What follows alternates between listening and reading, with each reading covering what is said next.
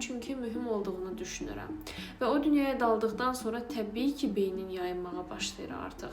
Bu beyin əvvəlki beyin olmur. Sən lazım olmadığı halda o beyinə o qədər şey doldurursan ki, onu o durumdan ayrılıb daha sonra başqa bir şeylə məşğul olmaq istəyəndə artıq sənin beynin qalır orada. Və sən bunu bir dəfə yox, 2 dəfə yox, hər gün rutin halına gətirib, hər gün davam eləyiriksə, bu artıq gənclərə aid bir şey deyil. Hər kəs bundan təəssüf ki, əziyyət çəkir. Körpə uşaqdan tutun da böyük bir şəxsə qədər, 60, 50, 70 yaşındakı şəxsə qədər. Və sən biz hər gün bunu rutin şəkildə təkrarlayırıqsa və nəticədə təbii ki, bu beyin artıq diqqətini toplaya bilməyəcək. Təbii ki, bu beyin yayınacaq və yaxud da digər səbəb qidalanma.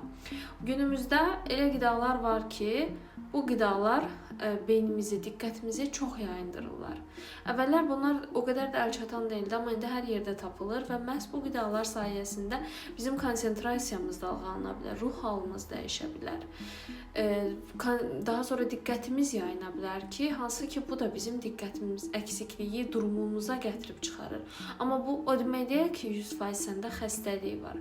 Bu o deməkdir ki, bəlkə də səndə bu vəziyyət var, diqqətin dağılır və sən bunun üçün bir önləm götürməlisən və yaxud da biz.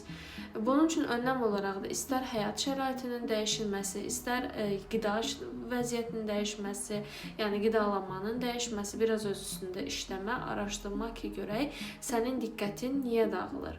Sən bunları etdikdən sonra diqqətin sakitləşmirsə və yenə də yayınırsa, bu zaman psixoloqa, psixiatra müraciət edib diaqnostika alıb və o doğrultuda da istiqamət götürə bilərsən. Ancaq əksər hallarda günümüzdə yayılmış dalğanın əksinə olaraq sən xəstə deyilsən, sən psixiatrik bir durumdan əziyyət çəkmirsən.